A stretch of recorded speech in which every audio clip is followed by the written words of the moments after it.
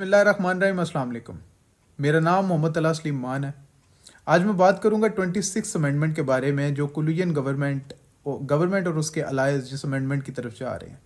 मेरा basic focus होगा constitutional courts की फॉर्मेशन पे। सबसे पहले मैं ये बता दूं कि around 70 articles of constitution are discussed in the draft, जिनकी अमेंडमेंट की तरफ गवर्नमेंट और उसके अलायंस जा रहे हैं। अब 3 ड्राफ्ट सामने अभी तक आए हैं। सबसे पहला ड्राफ्ट जो गवर्नमेंट ने प्रपोज किया उसके अंदर सारी वो बेसिक कॉन्स्टिट्यूशनल अमेंडमेंट्स जो वो सब चाह रहे हैं और फॉर्मेशन ऑफ कॉन्स्टिट्यूशनल कोर्ट।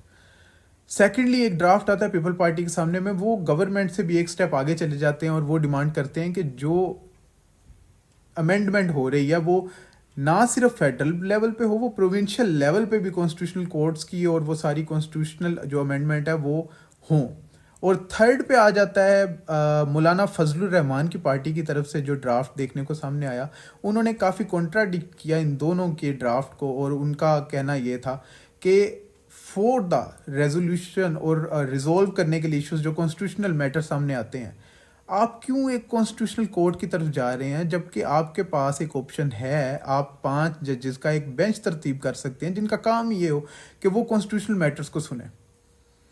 अब यहाँ पे एक चीज़ बहुत ज़्यादा ना समझने की ज़रूरत है। कॉन्स्टिट्यूशनल कोर्ट्स की फॉर्मेशन से होगा क्या? अब कॉन्स्टिट्यूशनल कोर्ट की फॉर्मेशन से होगा ये कि जो आपका सुप्रीम कोर्ट है वो सिर्फ हाई कोर्ट से आने वाले सिविल, क्रिमिनल और अदर मैटर सुन सकेगा। अब कॉन्स्टिट्यूशनल कोर्ट जो नया बनेगा वो क्या करेगा? कॉन्स्टिट्यूशनल कोर्ट आपके सारे कॉन्स्टिट्यूशनल मैटर सुनेगा, इंक्लूडिंगली 199 से लेके आपके सारे बेसिक फंडामेंटल राइट्स और ऑल अदर फेडरल कॉन्स्टिट्यूशनल जो भी इश्यूज आते हैं वो आपका नया आने वाला।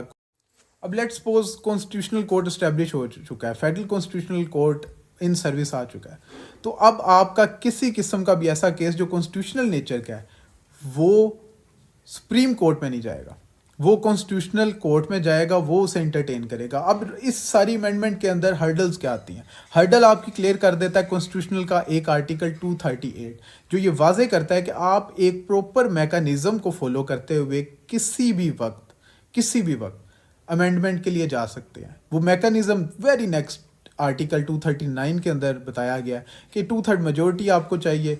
उसके साथ अगर आप नेशनल असेंबली में वो ड्राफ्ट प्रपोज हुआ है वहाँ से पास होकर सेनेट में जाएगा, वहाँ से पास हो जाता है तो प्रेसिडेंट की एसेंट, और वाइस वर्सा अगर सेनेट में पहले होता है फिर नेशनल असेंबली में आएगा, दोनों हाउसेस से पास होने के बाद प्रेसिडेंट उसे फाइनल एसेंट देगा और वो जो इन्फोर्स हो जाएगा।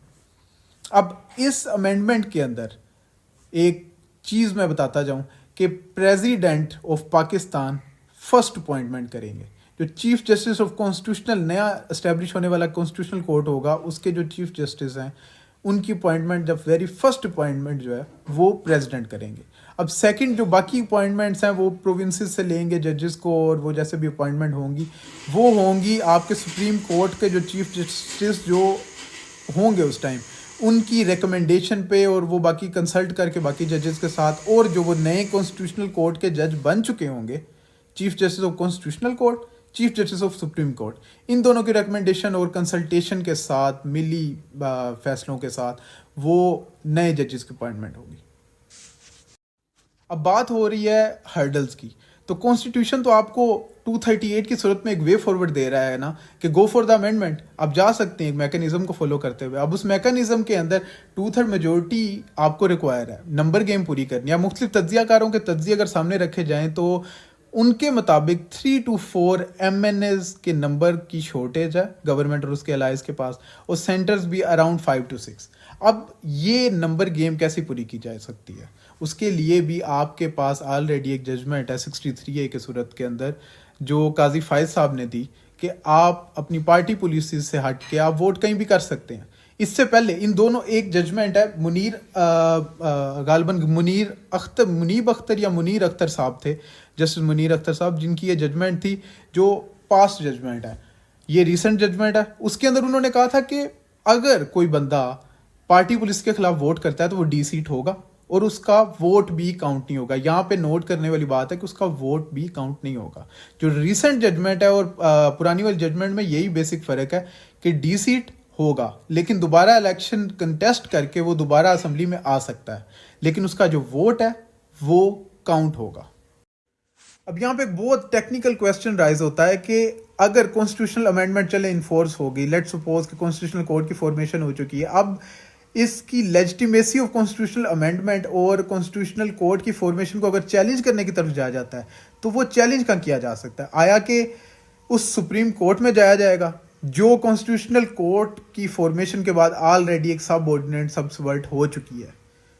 ये तो ऐसे ही है कि हाई कोर्ट कंट्राडिक्ट करे डिसीजन ऑफ सुप्रीम कोर्ट के साथ या उसके फैसले के खिलाफ जाए और उसकी लेजिटिमेसी पे क्वेश्चन मार्क उठाए। अब यहाँ पे मैं बताना ज़रूरी समझता हूँ कि तकरीबन इस वक्त जो पेंडिंग केसेस हैं ना, जो कॉन्स्टिट्यूशनल नेचर के हैं, वो अराउंड 170 टू 178 है। उसके लिए एक प्रॉपर कॉन्स्टिट्यूशनल कोर्ट के लिए जाना क्या ज़रूरी है? या मौलाना फजलुर रहमान का जो पॉइंट ऑफ व्यू है कि हम एक बेंच के लिए भी जा सकते हैं कि 5 मेंबर ऑफ बेंच हो जो कॉन्स्टिट्यूशनल केसेस को डिसाइड करे, ये भी एक ऑप्शन है। क्या इतनी बड़ी कॉन्स्टिट्यूशनल इंजीनियरिंग करना ज़रूरी है? हाँ, हर्डल्स की बात है तो कॉन्स्टिट्यूशनल का 239 का क्लोज 5 यहाँ कह देता है कि जो अमेंडमेंट होगी वो चैलेंज नहीं हो सकती। लेकिन हमने बैक इन पास्ट हमने काफ़ी केस की बात आई या कॉन्स्टिट्यूशनल राइट्स या कॉन्स्टिट्यूशनल नेचर की बात आई तो मुख्तलिफ केसेस के अंदर रास्ते बन गए चैलेंज करने के।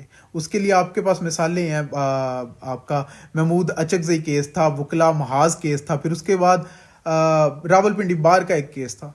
तो ये सारी चीज़ें सामने आती हैं। अब एक और बात है कि एज डिफरेंस कर दिया गया है कि जो कॉन्स्टिट्यूशनल कोर्ट का जो चीफ जस्टिस होंगी उनकी एज ऑफ रिटायरमेंट में भी इजाफा किया गया कि वो 65 नहीं वो 68 होगी। तो वो आपके सामने है कि वो कौन होंगे और कैसे है। फिलहाल 25 अक्टूबर बहुत